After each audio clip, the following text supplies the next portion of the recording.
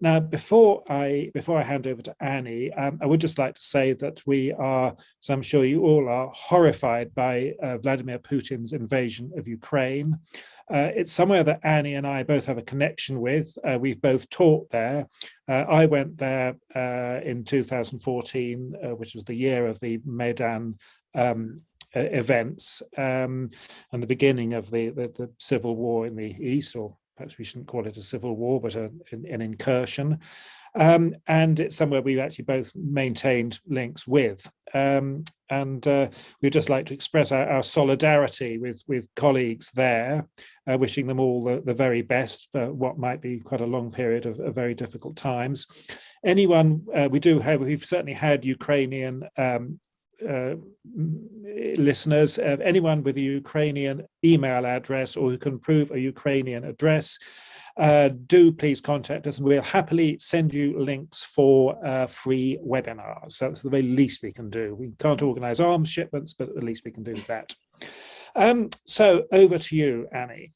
Yes, absolutely. And I echo what Noel was saying. It's a very dark day today, and it's not easy listening to the news at the moment, and we really are sending our best. And I've actually heard from our contact over there, and she and her family are, trying to find some safety. So let's give them our love, but let's dwell on some lovely things too.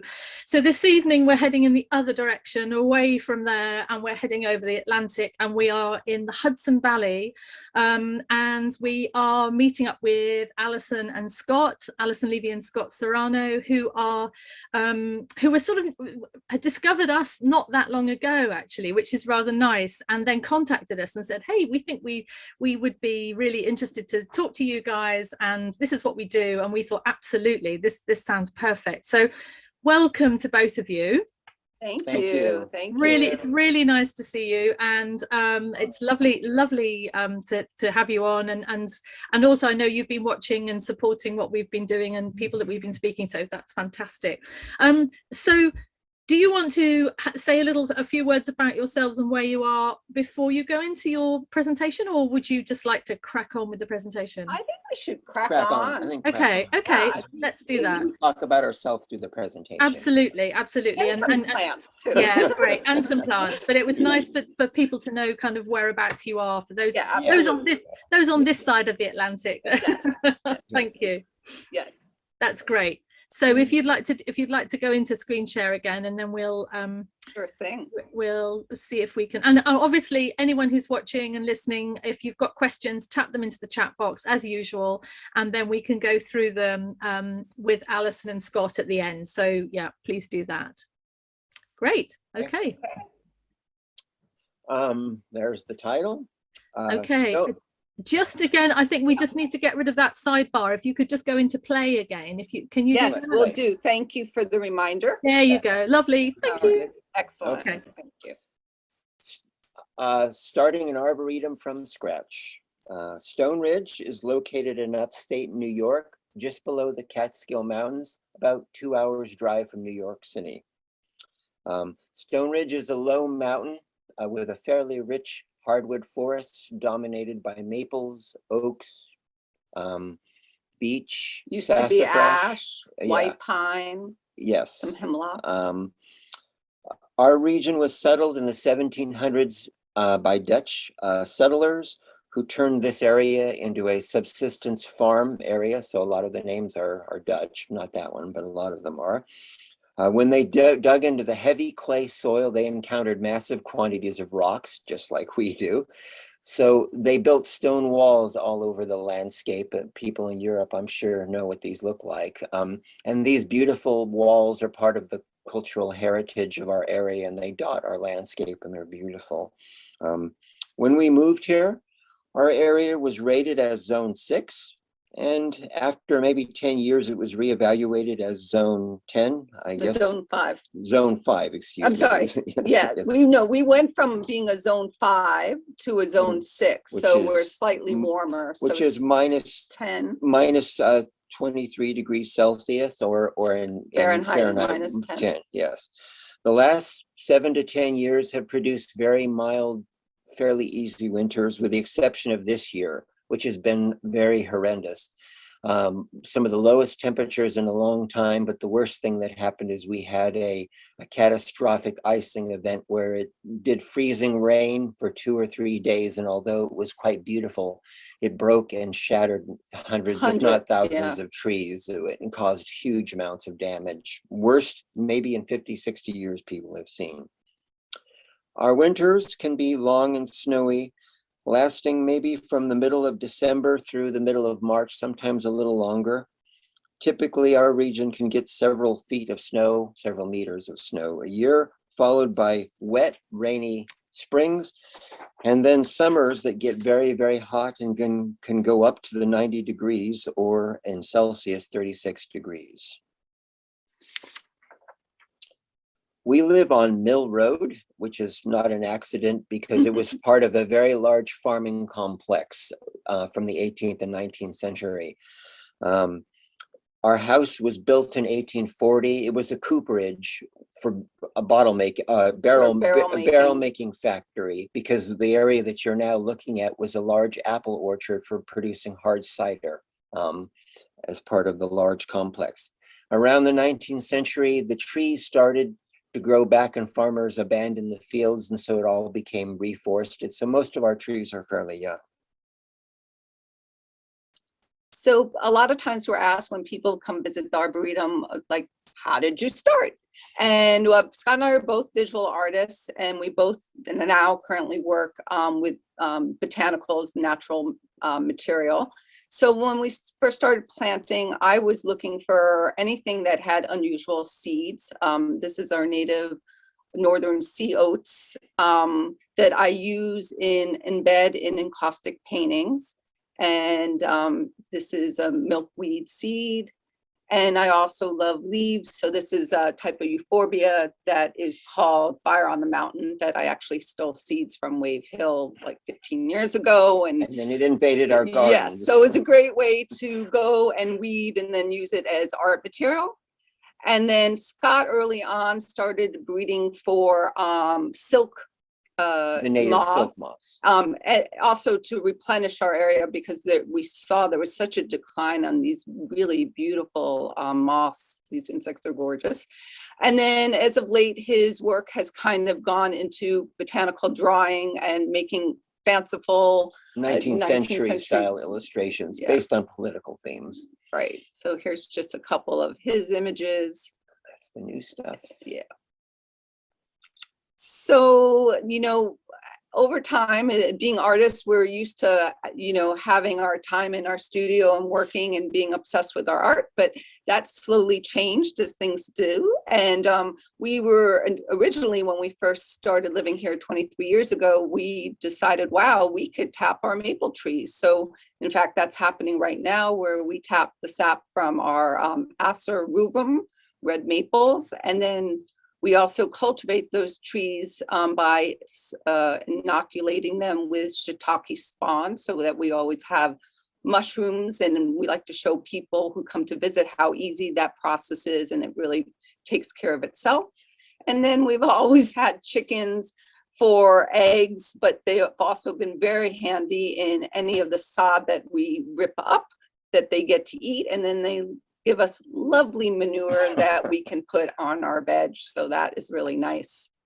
And as I said, this became an obsession. It was a hobby that went bad in a lovely, lovely way. It became a very expensive preoccupation. And we just fell in love with everything, not just fruiting plants, for nuts and fruits, but also for unusual trees and shrubs, anything that was highly ornamental. We just wanted to have everything in our garden from every plant family possible. So when we moved originally from San Francisco about 23 years ago, we didn't realize how lucky we were when we lived there, because we lived very close to the Strybring Arboretum, which I think now is renamed to the Botanical Garden. And having had a small child at that point, and we lived with no yard, this Arboretum offered a great playground for our daughter, but as well as for us, in terms of like just really appreciating nature in such a way. And so as Scott often says, when we moved here, we thought, where would we like to live? And we thought we'd like to have a house in an arboretum. just dropped right in the center Yeah, of an arboretum. since we couldn't do that, we did the opposite. We just took our house and we basically slowly built an arboretum up, kind of by accident, slowly over a period of years, and began to assemble cohesive collections and planting areas.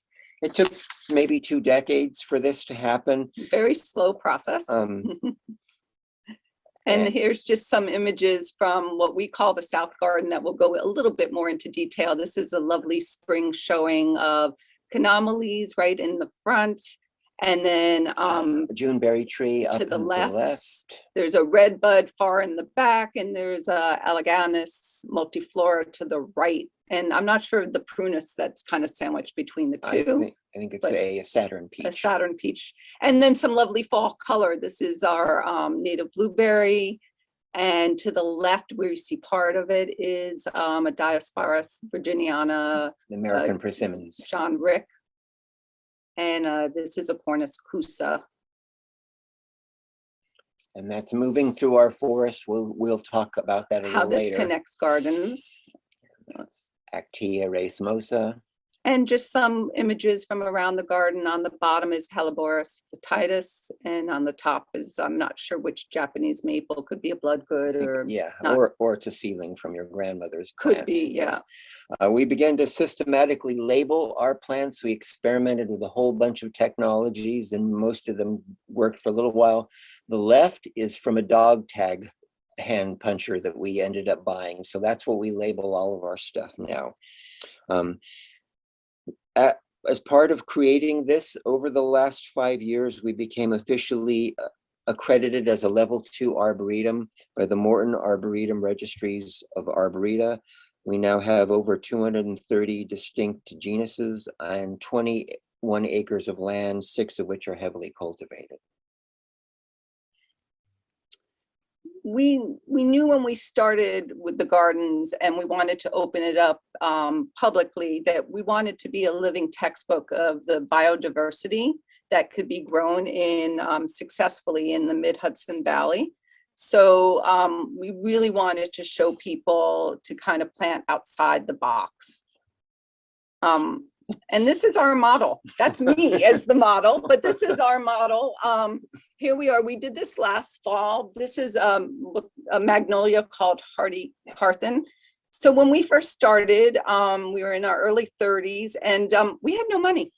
So choices had to be made. And over time, we have learned just from the process that there is a reason why we have had big success moving large established trees by doing it by hand rather than machinery. And we've kind of just kept up with that motto, and we don't use any machine at all. Only machinery once. And to have some context, this took us 3 days and 3 people. And I have, this is an image of the flower. Why she's such a stunning, this is from Brooklynensis, the Hattie-Carthen cross. And I wanted to see if I could play a movie here. Here we go. So this is what it's like to move a 300-pound tree by hand. Straight. With your wife Straight. guiding you. Navigating. Straight. You're coming across stone. Stone, go slow. You're 6 inches. You're 6 inches. 6 That's inches. I'm motivating them that they're closer than they actually were. Going in. That's my son in the front and me in the middle. Perfect.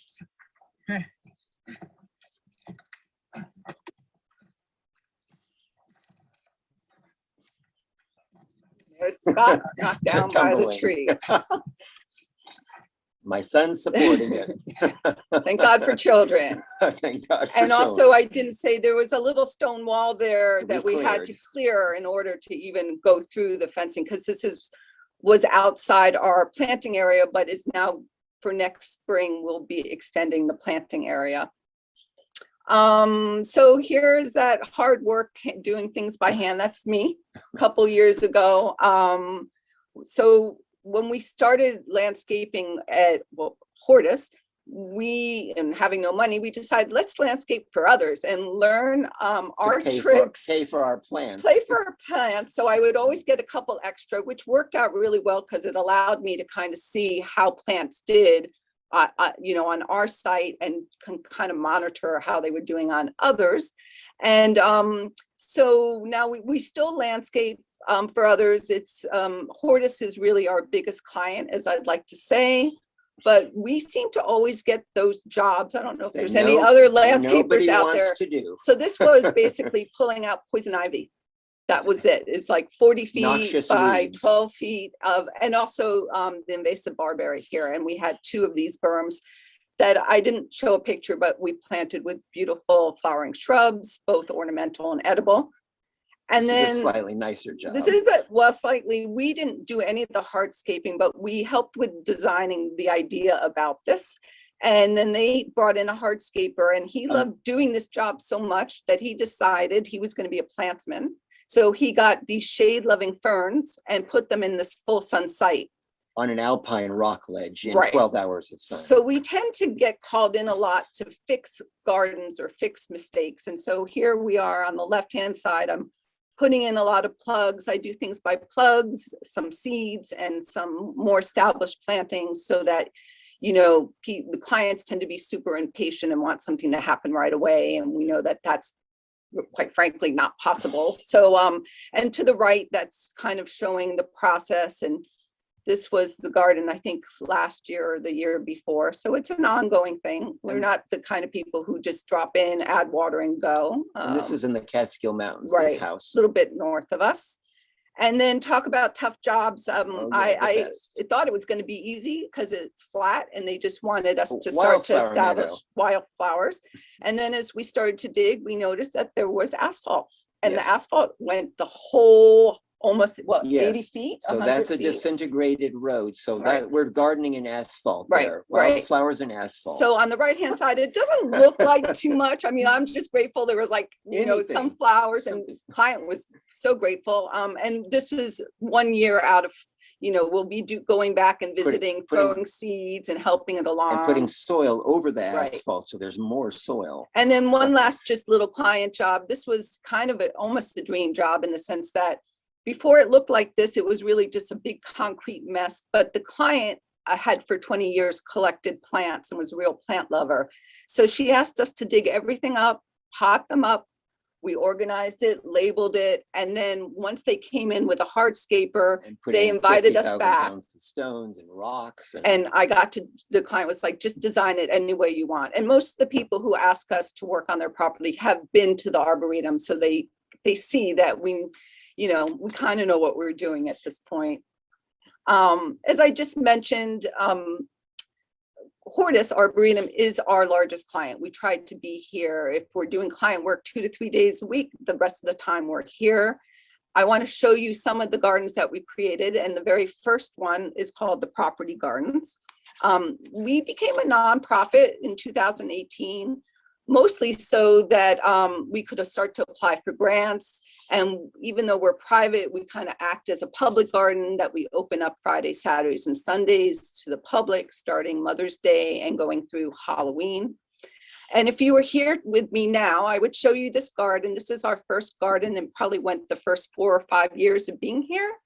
But my original garden was that with the arrows. It was 4 posts. Maybe it was what? Yeah, 8 8 feet by 10 feet. Mhm. And it's full of some of the original fruiting plants, because this was the only site we had, even though it was part shade. There's a mulberry to the right, tartatica. And then off to the left toward the back is Actinida arguta, which is the Chinese kiwi. We also have Actinida colomicta that you can't see in this photo. And there's some peonies that we found when waiting for our car. We probably gathered 50 of them and took them home. And this garden, the enclosed garden, what we call it, is really just self-seeding perennials, They self-sowing fight their annuals, way. and whoever makes it, makes it. And every couple of years, if bee balm has been the heavy one, I'll pull some out and add some more seeds. So there's some echinacea, monardas, there's a dianthus down there, and some lilies. another garden there where there's some columbines in here. Bulgarian flowering garlic. Yeah.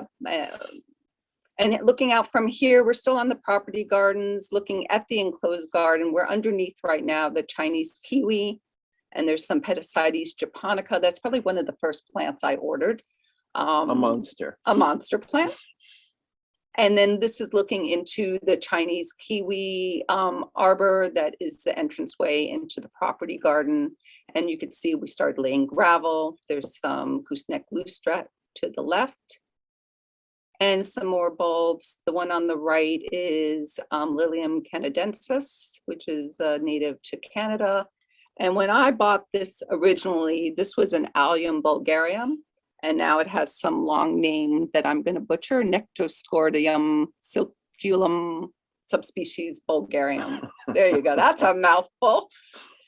This is a transcantia bed, among other things, with some naturalized foxgloves, Petasites toward the back. And then there's some large grandmother red maple trees. Those were probably some of the oldest trees. Oldest growths in our property. One of the things about this 3-acre property, it was all grass. So we slowly started ripping out grass, and I think I have 2% grass left for my dogs to kind of play on. And then there is that kind of tall cedar structure that has a kibia vine over that, and that's an akebia flower to the right. And it looks like my ostrich ferns are burning up, but it's actually filtered light. It's just a little photo thing, but it's a shaded spot. And one more image of something in the property gardens. This is Calycanthus venus. And underneath it, I kind of play with ground covers. So that's actually climbing hydrangea that normally people think of as scrambling over, shelters or arbors. And I think it works really effectively. It's a ground cover. And when it doesn't work, you just pull it up. Super easy. So on the end of our property, there were 2 acres of scruffy, wild, open land that people neglected, and we didn't know why. And to be truthful, a couple times we had snuck out and stolen stones from that property to build our walls, yeah. And after living for 2 years, we found our original deed and realized the reason it was scruffy was it was our land, and we didn't know it was our land. So we had been taking our own from stones. Ourselves. Yes, it's pretty funny. Yeah. So this suddenly we were given a southern exposure site that got like 8 hours of sunlight. So it was like, oh my God, let's put fruit trees in. So there's Scott building a grape arbor. And there were beautiful low bush blueberries that grew all over, and we just could not bring ourselves to rip them all out. So those are 30, 40-year-old blueberries. So what we did was put gravel walking paths around this so we could pick the fruit, and this became the theme where we started doing gravel paths through this whole area. And because this is has so much sun, yeah. We put in fruit trees. That's a Diasporos Virginia American Persimmon azucas variety, very, very good. And also we built fake bogs. This is a pitcher plant bog. On the right is Sarracenia leucophylla, and then on the left is Sarracenia flava, beautiful American bog plants. And this is a shady nook corner that has textured leaves, Jeffersonia, spotty dotty May apples. And as I said earlier, because we want to be an educational resource for those that live in the surrounding areas, we are often asked what grows in shade, and so it's trying to also educate people that it's not always about flowers and showy flowers and color, that leaf texture is so variable and so interesting, and try and turn people on to some of these plants as well. And this is a curious bed. I've never seen this done before. I grew up in California, so I love salvias, and most people don't know there's almost 1,000 salvia species.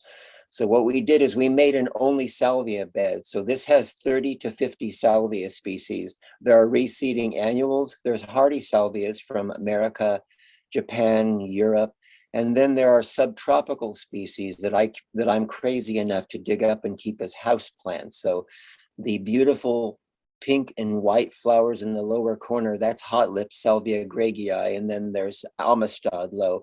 And this is another view of the same bed, that skyscraper with the fuchsia pink one sticking up in one corner. And then I think The purple one is the new cultivar, which is Rockin' Purple Shoes. So Who's odd. making these names? Yes, I should yes, yeah. I have no idea. And Just that's, some I more think, images. Amistad again on the right.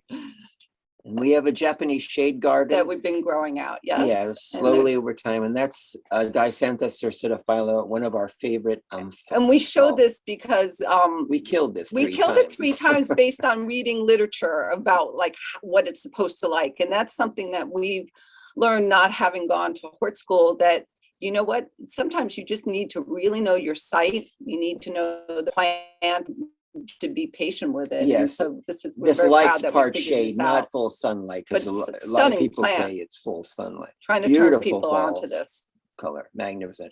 And a couple of our other favorite plants in the Mhm. Japanese area. That's Dioscorea, Septum loba to which- the left. which is Mhm. Japanese wild yam, and on the right, that is Xanthosylum piperitum. which is Sancho, which is an edible Japanese, plant yeah. in Japanese. Just Japanese beautiful. Szechuan pepper, basically. Beautiful, lovely. And I'm going to talk about one of the biggest gardens that we grow. This is, we refer to it as the South Garden. What you're looking at is kind of what Scott talked about earlier about the diversity of trees that we have, hardwood and mostly, I guess, all here deciduous, it looks like. So this was our view shed for up till 2009, right across the road from us. Our neighbor was looking to sell all 18 acres. And we could not afford 18 acres, but we convinced her that to sell us 10, and that we would be doing the same thing we were doing across the road, we would be doing there. And so that's exactly what we did. So in 2009, we got a lumberjack to come in with an assistant, and in 5 days, they cleared all of the trees. They took all the trunks, but they left us all the mess. So this is from 2020, just to give you a little kind of this. That was what we were looking at. That previous slide is this. And so over time, we started to put up deer fencing. We realized that this was really, if we thought the property gardens had full sun, this was the full sun site. And we dubbed it the South Garden because in the middle of summer, it can get up to 12 to 14 hours of light. It has a great drain. It has very good drainage because it has this, you know, slow slope that's happening the length of the property. We do have heavy clay soil here. We're really big in terms of like amending anything that we put in the ground.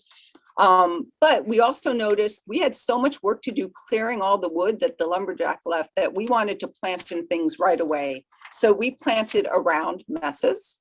And that kind of goes into our next idea about working by hand. So as I said earlier, we had no money to do things. So we, in terms of like hiring machinery or even getting a little backhoe ourselves and using it. So we just got into that pioneering spirit, quite frankly. And so moving stones, you could see there's tree mess, but at the same time, we're planting in it. That was our son. We got him to get out and work with us back Move then. rocks. And here in this image, the stone wall is being taken apart. And you could see there's wood and there's stumps everywhere. But meanwhile, we're putting in redbuds, excuse me. And then there, what is that to the left? Is that that's the Juneberry. That's a Juneberry that I do yeah. recognize because she's smaller. And then this That's is kind of attempting rocks. to move stone. We use our favorite tool is the post hole digger. You know why a place is called Stone Ridge when you Yes. go in the ground and a rock weighs 3 or 4 times Yeah. your own body weight. They're not kidding. They're not kidding. They're They're not not kidding. joking. But we used a lot of the stone, as we said earlier, to build walls around our property, which had none. So we're very Yeah, grateful people for say that. art degrees are worthless, but Yeah. actually they're great for Yeah. building stone walls. Yeah, it was great. This is our first stone wall, and it's lasted 25 Yeah. years. And we've had people, our neighbor, we had one particular guy, he would be like, you got that revolutionary spirit going, Yeah. like, what's going on over The there? people in Yeah. England will say, Oh, so yeah. are the British coming Yeah, again? she's like- And here's also to show how we use stone. We started making beds with it. So this is really early on. I Messy. apologize for not having a better picture, but that stone structure, you can see little white tags. That is now has our, Sempervivum. whoop, there we go. Whoops, our Sempervivum collection. So we created little nooks within the stone. And just to note here in the back, we hadn't put up deer fencing yet. So we had things caged and there's white flags to warn the deer that don't be coming around here. And So general a mess, and people were like, our neighbors were like, oh my What are they God, doing? what's going on there? What the We were hell just are an they doing? eyesore. They You cut down the Yeah, trees. you cut and down trees and now it's you're just- planting right, more? yeah, I don't yeah. understand. They love us now, but They back then didn't. they just didn't get us, which is fine. They had grudging respect because we were moving rocks by Right, hand, right. but they didn't get us. And then I like to just show this one because we left the tree stumps, again, not knowing any better. And we couldn't afford a We couldn't grinder. afford it, and intuitively it felt right to leave them. And now I have one stump that gives me reishi mushrooms in the summer. That's on the left hand, which is a very medicinal and choice mushroom. And then on the right, you could see a stump that's kind of, Ugly and sticking up. yeah, and falling apart. And I grow, so I tend to grow tall things around it. Sunflowers, in this case, it's barley. And you want to talk about this? It's just more so stone. more stones. So we decided, since this is 12 hours of sun, it would be a great place to put a greenhouse. So what do you use for the foundation? Stones, because we have free stone. So I began to bend pipes, and we put in a greenhouse, and we immediately put a couple of fruit trees which are not hardy.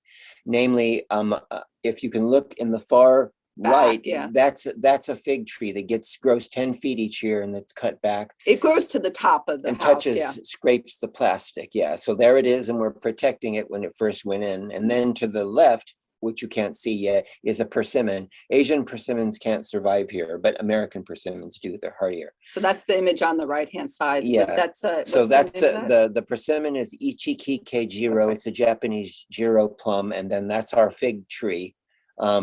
Well, actually, that's the persimmon tree, but then the figs, that's our fig harvest last year. It was sold as brown turkey, but They're I don't not think brown it's brown turkey. They're not brown We'll talk enough. about labeling things later, but yes. And it's not. And then just some random shots of the greenhouse during the years. On this one, we like to show also that we started being interested in growing ornamental, weird looking vines just up. I'll show you a close-up picture of that in a second. This is hot and humid, so it's yeah. a great place for Brazilian plants. Yeah. So these are Aristolochia. No, Aristolochia. Aristolochia, that's repens on the left. and that's a gigantea on the right. Yes. And then our favorite is elegans. Elegans. Yeah. Aristolochia. I think they call it elegans. calico flower. Just Very, stunning. very beautiful. So this isn't so much Another heat. way to use stone. Yes, another way to use stone. Build up and plant a southwest desert garden. What you don't see is that we dug a half a meter or 2 to 3 foot hole in the ground and filled it all with rock and gravel. So that has over a meter or 4 feet of drainage. So drainage creates hardiness. The more drained things are, the hardier they are. That's orange and lemons, and the side, the Apuntia cactus and beautiful California poppies reseeding themselves. And that beautiful fluorescent pink is Apuntia basilaris, subspecies basilaris from California. And that one on the bottom is one of my favorite American wildflowers. That's Echinoceras trigolacadatus, also called hedgehog cactus. I'm glad you said that. Spectacular, beautiful flowers.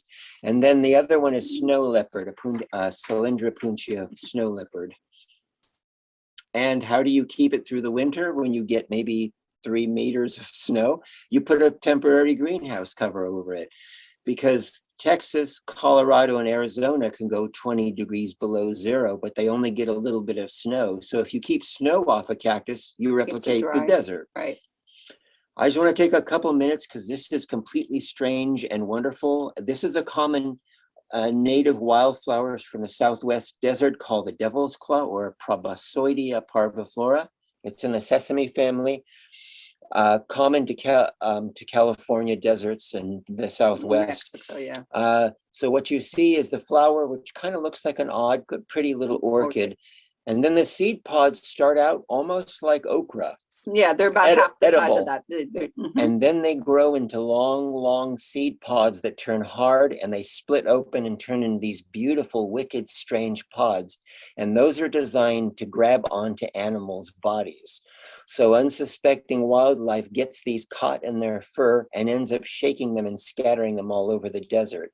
And if that were not enough to make this an interesting plant, I just want to come back on the right. You'll notice there are little black spots all over that plant. This is carnivorous. It secretes a chemical compound on its skin of the plant. And when insects land on it to attack it, they get stuck like flypaper and get digested through the plant. Of course, when I first saw that, I was getting ready for an open day for the Garden Conservancy, and all the leaves were yellow and they were filled with what I thought was black mildew or fungus. I was like, ah! And I only really discovered it by using my phone and taking a close-up shot that it was. There's insects all over it. Right.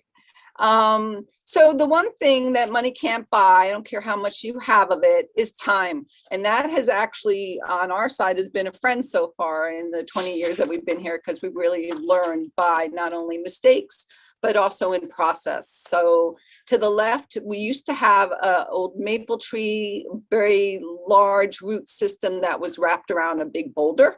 And of course, we did our best to dig it out around it. And there were 4 adults, all with post hole diggers one afternoon, and we thought we would be sipping beers afterwards, but in fact, we couldn't move it. And our neighbor came around who just happened to have a backhoe. So even though we said we don't use equipment, he took pity on us. He saw us and he was like, I'll do it for free. I'll do it for free. Really, No really. problem. So and luckily we're really very close to the road in this shot, only maybe 15 feet. So he tied everything up and he started to pull and his back wheels lifted. So what we thought was 400 pounds was probably more like 2 tons. And he said, that's not 400 pounds, let me tell you. Yeah, so here you're seeing to the right, the process of building the lotus pond. And then this is an image of the pond. After 1 year's growth in pure compost, 30 feet. Wow. Just showing an image of the flower.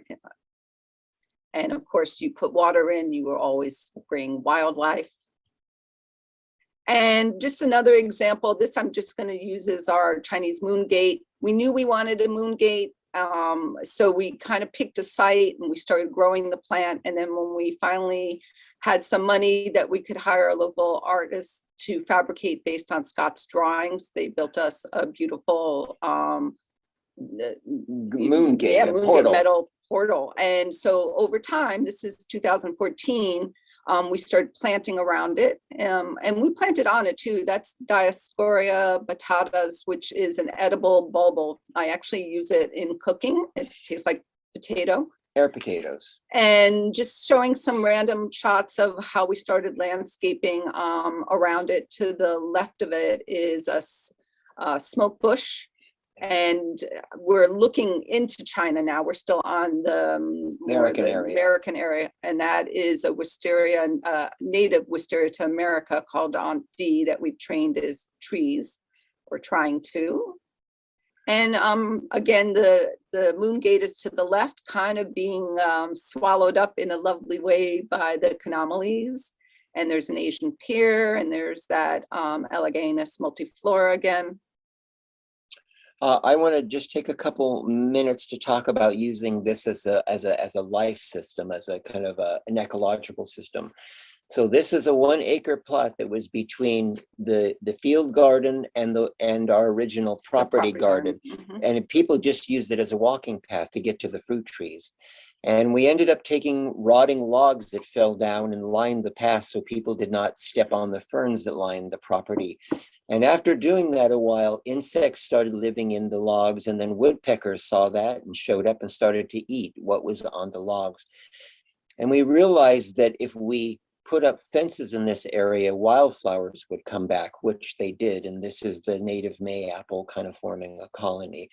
So we realized over time that this entire thing could be as interesting as everything we had planted, all the thousands of plants. Mm-hmm. So this has become the new obsession, kind of having a wild woodland, but then intervening and planting lots of native wildflowers and letting them reseed over and over. And a lot of native wildflowers are being depleted in our area. Overharvested. Because they're overharvested for medicinal reasons. And that's a golden seal, Hydrastis canadensis, and then the bloodroot is on the left.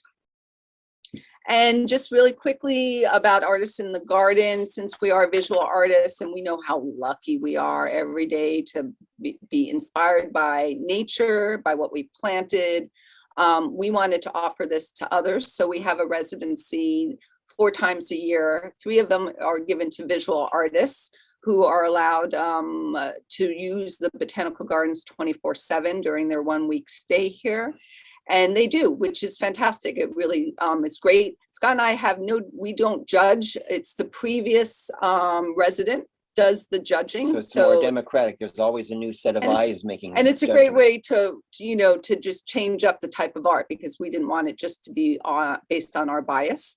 And this is where they stay. It's the Barnett. It's at the very edge of the South Gardens property that we're also planting in. More plants. But it's not deer fence. So, but we do cage things around here, and we are putting like things like dove tree and parodia and those kind of interesting woody taxa.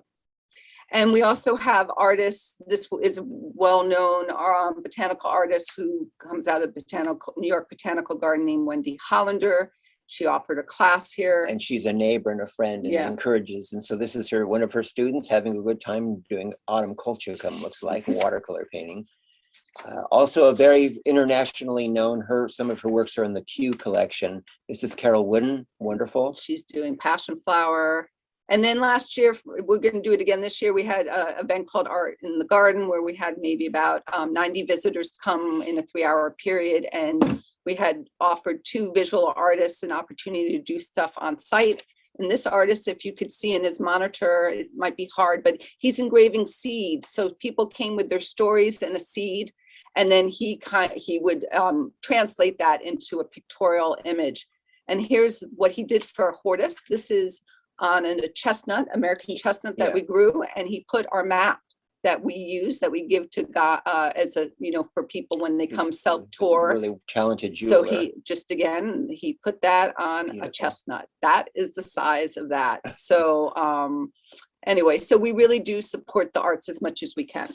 We have classes, groups, and students. We're just going to thumb through images pretty here. Quickly, Garden conservancy, permaculture students, and then we're putting some pretty pictures in between. That's a wonderful group of gardeners, a garden club near us. Peonies. This is, I think, a garden conservancy event, digging deeper. That's another garden conservancy event. Rain or shine. That's true gardeners. This is a permaculture back in the day meeting. Before COVID, we would do things and give classes, and I think he's doing something on propagation here. Yeah. This is my favorite tree. I had to put in the epaulet tree. And then this is a local arts camp that use the gardens to come and get inspired and spend a couple hours out here.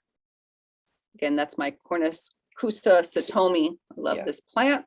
And then we also occasionally have interns come help us. The lady on the left was helping us do some cataloging, I guess 4 years ago. And the guy on the right just came out in November, December. He's he's doing his master's up at ESF in Cornell. And so he was looking for chestnut gall, and very happy to find out we didn't have any. So that was lovely. And then a Tetrapanix, and we do some plant sales once a year. We were open during the pandemic. People could basically schedule online in small groups so they could walk around our gardens without having to wear masks, which is a really great thing. People were really grateful for us to be open.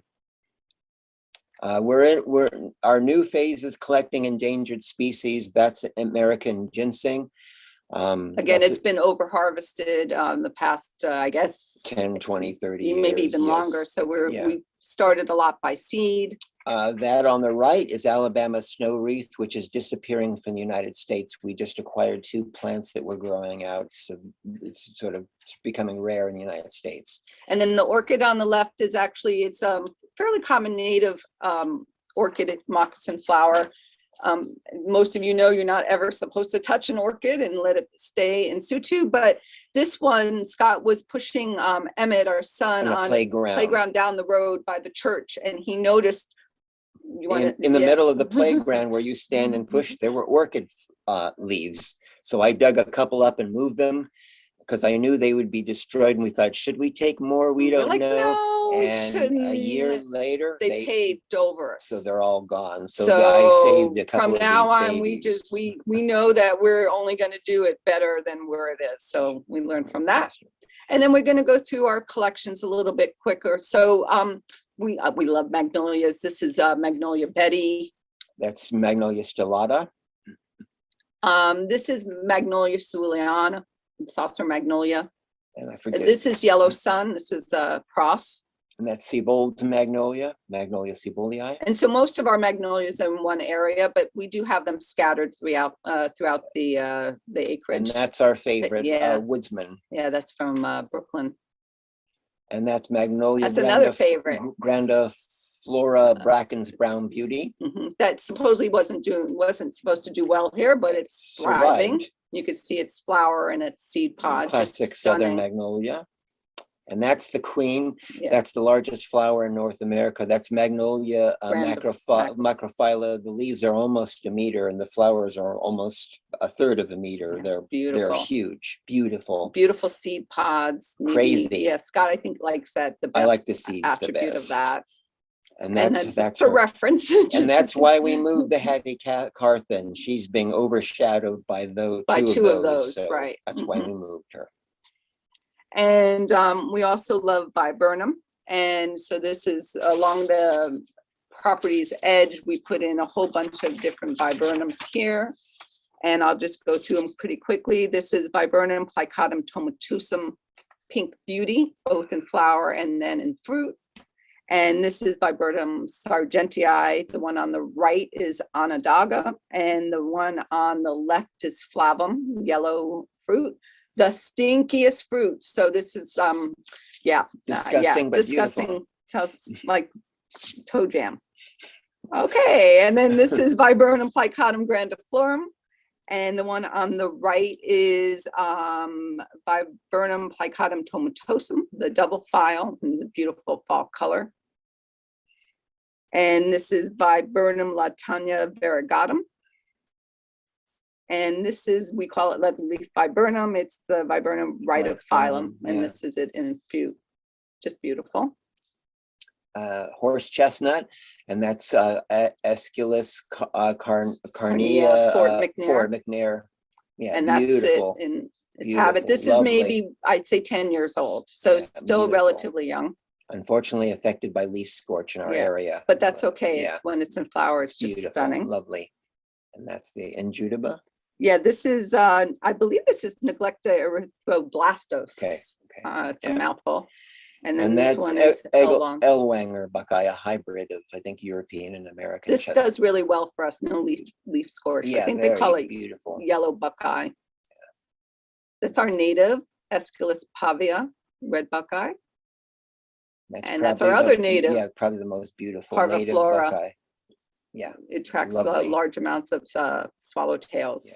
And then we also love foliage, of course. There's a Fothergilla blue shadow to the left. And then underneath that is a Hepatica. And then to the right, I'm going to just butcher the name, but it's Vancouveria. Vancouveria, yeah. from Hexandria. Vancouver. Yes. American barrenwort. Let's say it like that. And there's a spotty dotty mayapple, and it's wonderful, strange, beautiful flower and foliage, really wonderful. This is Calycanthus Hartledge wine. And then this is an old-fashioned shrub. I haven't seen, it's just starting to be in commerce, but over the last, I don't know, 20 years it wasn't. This is Exochorda snow blizzard. Yeah. Beautiful, beautiful Pearl early bush. pearl bush is its common name. Harlequin glorybower, Cleodendron, Cleodendron trichotomum, beautiful. Peanut butter bush because the leaves smell like that. beautiful. Yeah, And this is, beautyberry, yeah, Calicarpa. Dictoma isea, Mhm. and that's spectacular, Just stunning. beautiful, handsome. And there's an American Calicarpa on the right, and So then of the course we Asian want one every on the Calicarpa left. we possibly can grow in this area. So that's just kind They of seem what to we're do pretty doing. well. Black pussy willow, This should be happening soon. This is a beautiful seven sunflower, Heptacodium. micronoides, just stunning, great bark, four-season tree.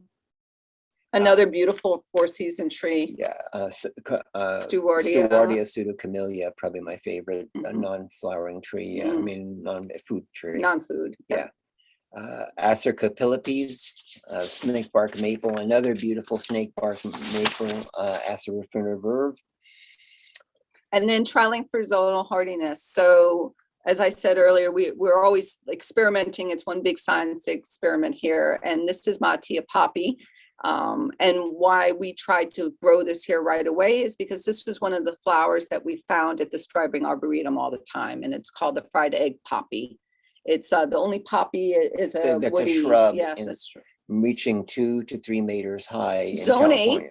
because it's indigenous to Baja California, but because Scott has done this very high tech technique of covering it up With a bucket. yes, beer buckets, and putting leaf mold in it, he has protected these plants over the years, so much Probably so 12, 14 years. They're Yeah. spreading out and outside of the colonizing. bucket. So yeah. without me protecting them, so they have a gigantic root system. Mhm. So that's what a plant from Baja California, how it survives Yeah. the winter. And I might have skipped. And so this is edible plants from around the world. So we have a specialty in edible landscaping. In fact, I don't know if you could see it, There's but the book. we have a book that's coming out of it. We'll No show worries, in the we'll show end. you at the end. So this We're gonna is, fly through. yeah, this is Chinese Szechuan peppercorn. And because we don't just plant food plants by themselves, it's an integral part of garden design, and really feel strongly about that. All edible plants are ornamental as well. So this is a red acre cabbage. And then these are some grains that I've been trying out because I think that they're beautiful for their ornamentation value as well. And also testing out zonal hardiness. On the left is a saffron crocus. And that's inside the greenhouse currently. I basically grew it for seed, but now I have a large amount of them, and I will be planting them outside the greenhouse to see how they do in our zone. And then on the right is what is not supposed to be able to be grown here. That is wasabi japonica blooming in our Japanese area. For 3 years, wasabi's made it. So It's fantastic. one of our favorite discoveries of all time. This is the edible ginger that's hardy below 0. So this is Miyaga, Zingiber Miyaga, and that's what you eat. You eat the flowers when they come up in August. And always growing corn here. So on the left-hand side is an heirloom. It's called Double Red, the sweetest corn we ever ate. Delicious. Wonderful. And in the middle are some root systems that could have used some manure. That's from Peruvian black corn. And to the right is a glass corn that I kind of took off the husks and just kind of revealed as their for their ornamentation value, but it's also a popping corn. And on the left is my favorite tropical fruit house plant. That's a dwarf tamarillo tree. And on the right is Schisandra, five flavor berry, Schisandra chinensis. Grapevine. This is Tuna sinensis, and this is in the mahogany family. And it's used by Chinese people. They coppice the trees and stir fry the leaves. They taste like garlic and walnut and onions. They have a real like umami flavor. It's hard to really pinpoint what that taste is. And on the right, we got a slug caterpillar, So which exciting. is rare, the first time we've ever seen it. It appeared on that plant. Yeah, Totally really fascinating. neat, very neat. That's Mexican yellow guava, which we bring in as a house plant. This is Shipova, which is an intergenetic hybrid that only real crazy people plant because it takes over 12 years for it to produce fruit. It has a really sordid history, and I'm sure maybe in a couple more years the fruit will continue to develop and taste good. And people in England would know what that is. That's purple gage. And this is Hippophae rhamnoides. rhamnoides. This is when we planted it, it was called sea buckthorn. It's now been given a new name called seaberry because it didn't want marketers didn't want to associate it with the very invasive buckthorn, although it does have invasive issues. And that's Mesopelius germanaica medlar, or the old adage name, open arse. Yes. Medieval name. Yes, people love. Would you like to try that open arse fruit? And this is Corylus savalina. Rotzeller, East German cultivar, purple leafed hazelnut, very pretty. Again, Beautiful. you never get the hazelnuts. That's okay, because look how gorgeous it's going to Beautiful. look in a Lovely. like these. The catkins, the male flowers right now are maybe half the size, Just but starting. they're going to start to grow, and it's just so decorative. I Lovely. cannot say enough good things about this plant. And then in the dogwood family, we grow Cornus moss. We have the straight species whose fruit is but they do have some cultivars that are That's, yeah, delicious. that's Sunrise. That's incredible, Exceptional. exceptional. And that's the hillbilly mango, the Michigan banana, pawpaws, the only member of the soursop family that's cold hardy, and there's one of them open. Wonderful. And then, yes, this is an orange You're looking at tree that we citrus. grow here. This is a hardy citrus. It's a Poncirus trifoliata. right? Flying dragon. And so if you like a small orange that is full with at least 50 seeds with about 1/8 of a teaspoon of juice, this is for you. But what I will say, I challenge anyone who makes marmalade. This makes a kick butt marmalade, delicious. And then the Japanese culture cuisine will use the rinds and put it in honey. So we've been doing that as well. Wonderful. So great plant. And that's what it That's looks it. like in the middle of winter. That was the ice storm that we just had not about 2 weeks ago. And then this is a Contra Espalier European pear that Scott's been keeping up for the last decade, does a good job. That's Lindera benzoin, the native spice bush. The berries are used as allspice and cloves. Yeah, it was the natives' use of instead of Colonial black fruit. pepper. Yeah, it was too expensive. So this is a great plant. And That's our American chestnut Dunstan. This is a grapefruit called Che. Maybe some people know it as Mandarin melonberry. This is this tastes like a cross between watermelon and fig. and It's- lychee. Yes. Delicious. Very it's a interesting. great fall fruit. Chinese. Mhm. And that's our native wild American passion fruit that produces edible fruit, the albino form, and then the normal purple form. And just a couple more slides. This is Almost done. Actinida colomicta. There's about maybe 6 female and a couple male. This is the male leaf coloration. Initially, this plant was brought in at the turn of the century for its ornamentation properties, not for the small fruits, as you see them being developed on the right-hand side.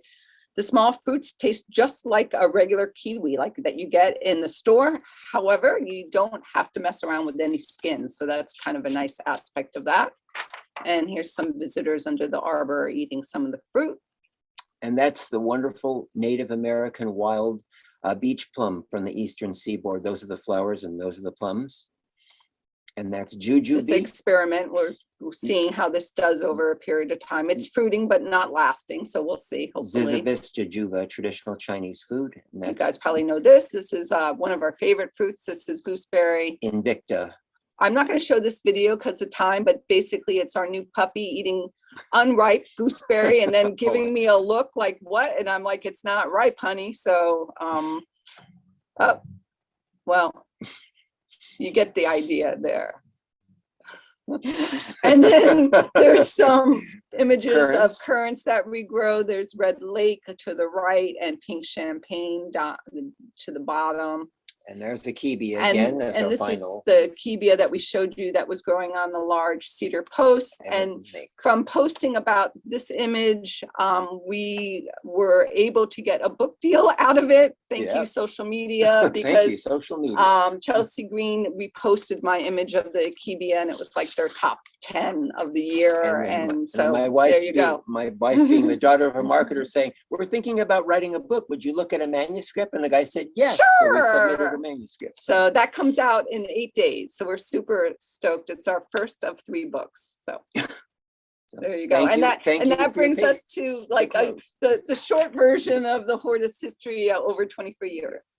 Oh, that was fantastic. Utterly fantastic. What I cannot think of a better tonic to have you guys on this evening, which is, you know, one of those days that we don't want to really dwell on. What a tonic. Would you like to come out of screen share? Absolutely. I know I've got some questions. Well, I've got some, and I'm sure other people will as well. So if you could come out of screen share. Which akebia is that? It's quinata, but we also have trifolia. Okay, because those fruits are huge. Okay. Yes. You need 2 vines, 2 distinct genetic. Okay. You do not get the fruit. Okay. And can you just clarify? So your whole site, did you say it was 26 acres in total? 21. We actually just bought 10 acres in the fall. And but 6 of it are cultivated. Heavy cultivated. Right. Okay.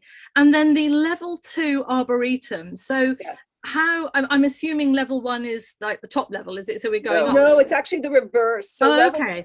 So yeah. Q in the New York Botanical Gardens are zone 4. No, they're level 4. Yes. Level 4. Okay. Level Okay. 4, Yep. and then, yeah. And I'm how? having trouble getting out of this, Annie. So I Okay. Well, apologize. we'll keep the questions going. But how? Okay. So how are how do they rate the arboretums? That's quite an interesting thing. Yeah, it is actually. And this is worldwide. It's not just in the States. And Mhm. basically, it's based on how much different woody taxa genus that you have. So it's Okay. 25 separate genus, your Yep. level 1. Yep. And then I believe it's 100 for level 2, but then you come in with staffing issues, not issues, but that you have to have a certain amount of staff. Okay. And then, so we would actually be eligible for level 3. Okay. But we don't have the staff side yet in terms Right. of like that to do Okay. that. So we've Okay. been for 10 years. It's a great way, and actually we've made connections where we'll get contacted because we're growing something and someone wants to see it. You have Or to no. post your collection or, Yeah. or a lot of your collection. Yeah. So somebody can come, look through our inventory and then ask us, did those those survive? Do you do, or- have, you know, Yeah. Yeah. because we list Yeah. when they were planted and.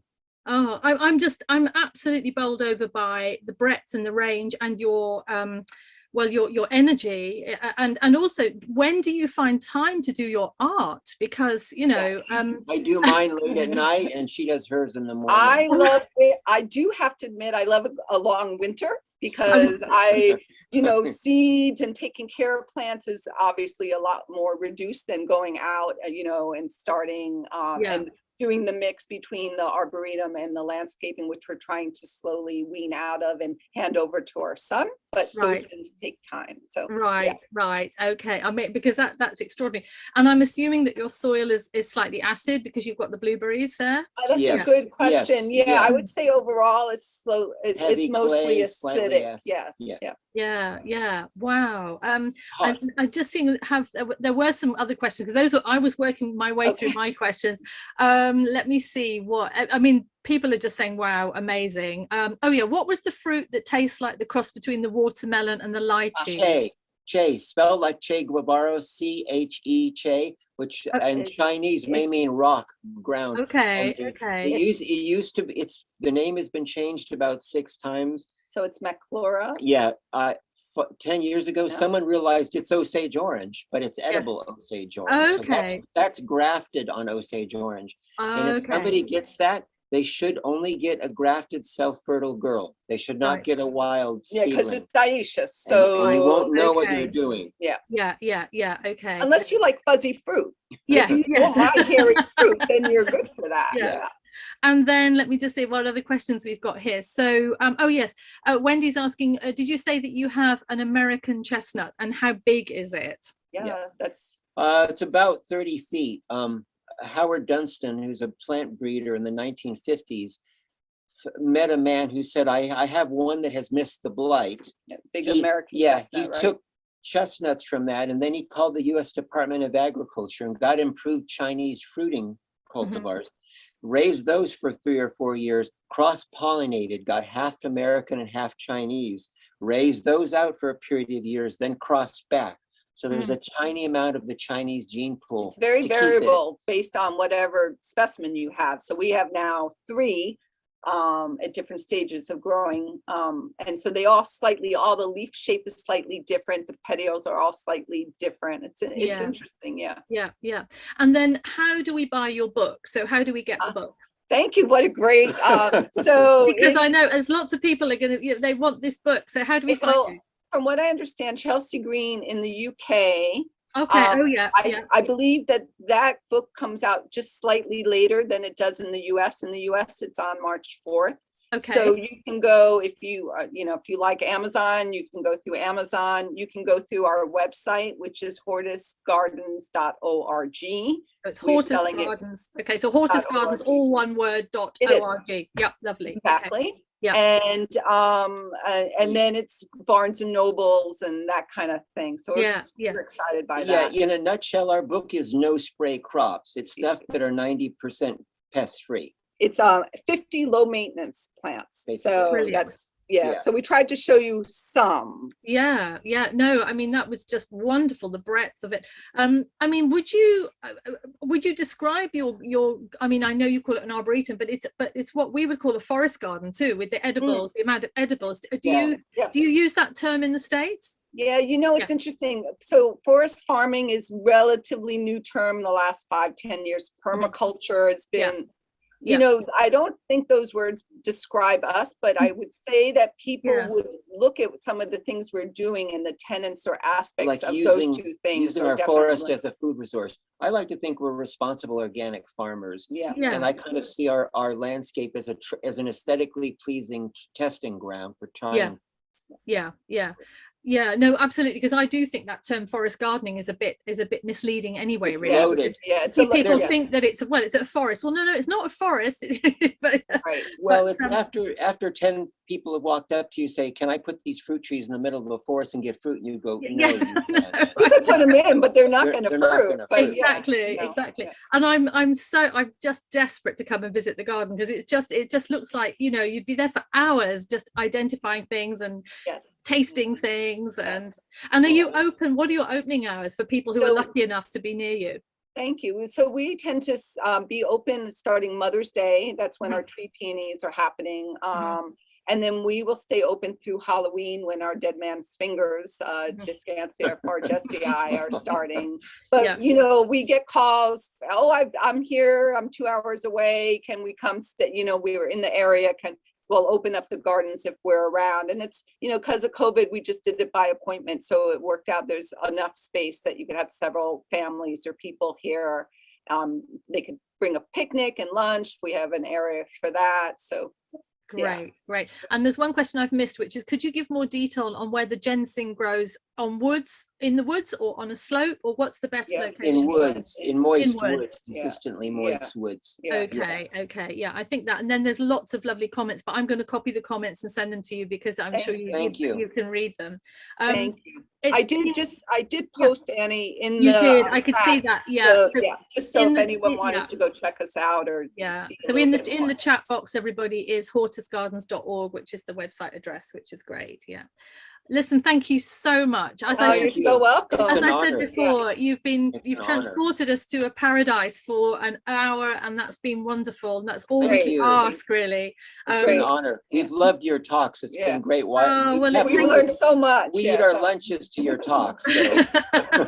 That's great. That's wonderful. Well, thank you for getting in contact with us, and it's been great exploring and seeing what you've been doing, and and your artwork. We could have a whole other talk on your artwork alone. It's just beautiful. Thank you. And hopefully maybe we can talk more about individual fruiting and nut trees in the future, just to kind of. Well, I think what we will do is we will have a webinar, which is a seriously learning on all of that. That would be wonderful. We'll get that. We'll get that scheduled in.